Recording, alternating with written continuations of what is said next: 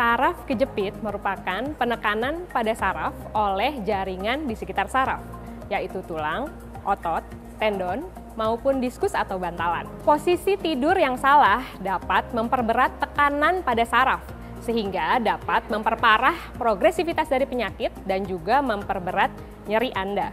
Dalam cara sehat kali ini, saya akan membagikan beberapa tips posisi tidur yang nyaman untuk Anda penderita saraf kejepit agar dapat tetap tidur dengan nyenyak.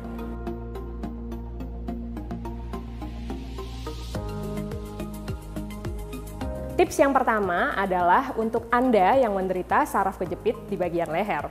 Untuk saraf kejepit di bagian leher, yang harus Anda perhatikan adalah posisi kepala dan juga pemilihan bantal yang ideal. Yang pertama adalah posisi terlentang. Pada posisi terlentang, yang perlu Anda perhatikan adalah kelengkungan dari tulang leher. Perlu Anda ketahui bahwa bentuk anatomis atau bentuk alami dari tulang leher tidak tegak sempurna, melainkan ada lengkungan ke arah belakang yang disebut dengan cervical lordosis. Posisi ini harus Anda jaga dalam posisi netral. Ada 3 cara untuk mempertahankan lengkungan leher dalam posisi netral. Yang pertama adalah dengan meletakkan bantal tipis di area belikat, seperti ini. Kemudian tidur telentang, seperti ini. Dengan posisi seperti ini dan disupport dengan bantal tipis di belikat, kesegarisan dari tulang leher dapat terjaga. Yang paling murah dan sederhana adalah dengan menggunakan gulungan handuk. Tinggi dari gulungan handuk harus disesuaikan dengan lengkungan leher. Kita coba seperti ini. Gulungan handuk diletakkan di lengkungan leher, jangan diletakkan di arah kepala. Dengan adanya gulungan handuk, lengkungan leher tetap terjaga dalam posisi netral. Yang harus Anda hindari adalah meletakkan bantal yang terlalu tinggi atau bantal yang ditumpuk-tumpuk di area kepala. Seperti ini. Kita coba. Bantal yang terlalu tinggi seperti ini akan membuat kepala menekuk ke arah depan sehingga akan meningkatkan tekanan saraf dan juga kekakuan otot yang meningkatkan nyeri Anda. Posisi yang kedua adalah posisi miring. Silakan miring. Pada posisi miring yang perlu Anda perhatikan adalah ketinggian bantal yang sesuai. Anda dapat mengukur secara kasar ketinggian bantal yang sesuai adalah dari jarak antara telinga hingga garis imajiner dari bahu. Jadi sekitar segini ketinggian bantal yang sesuai sehingga kesegarisan dari kepala, leher, dan tulang belakang dalam posisi yang netral. Hindari bantal yang terlalu tinggi seperti ini sehingga kepala akan menekuk ke satu sisi ataupun bantal yang terlalu tipis atau tidak menggunakan bantal sama sekali sehingga kepala jatuh ke satu sisi. Hal ini akan meningkatkan tekanan pada saraf dan juga kekakuan otot yang akan menambahkan nyeri Anda. Selanjutnya adalah posisi tengkurap. Boleh tengkurap. Oke, kepala miring ke satu sisi. Posisi ini sebenarnya tidak dianjurkan pada saraf kejepit leher, karena kepala akan memutar ke salah satu sisi.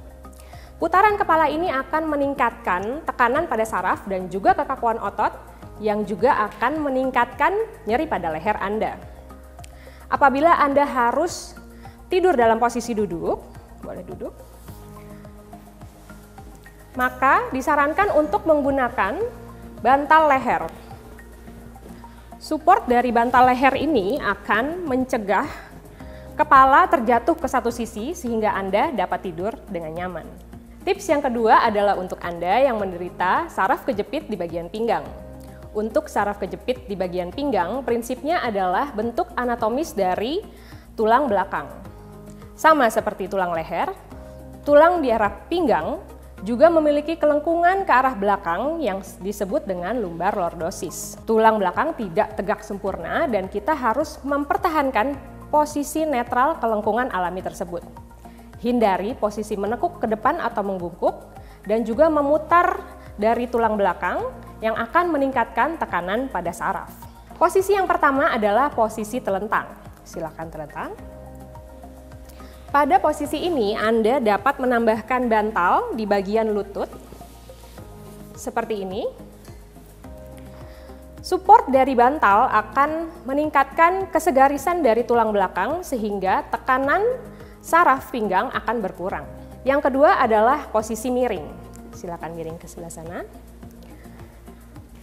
Pada posisi miring yang perlu diperhatikan adalah kesegarisan dari tulang leher, kepala, dan tulang belakang.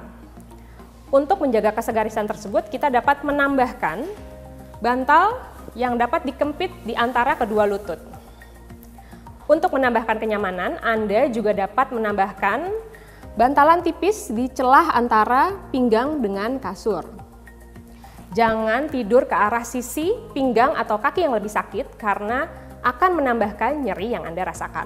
Yang ketiga adalah posisi tengkurap.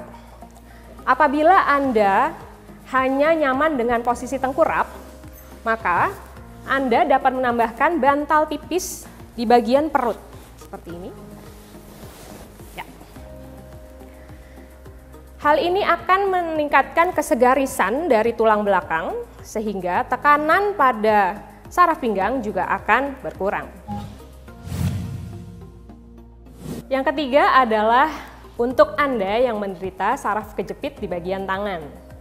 Prinsipnya adalah Anda harus menjaga posisi pergelangan tangan dan tangan dalam posisi netral, yaitu Anda harus menjaga kesegarisan antara lengan dengan tangan. Apabila tangan Anda terjatuh atau menekuk seperti ini, maka tekanan pada saraf pergelangan tangan akan bertambah sehingga gejala Anda akan semakin berat.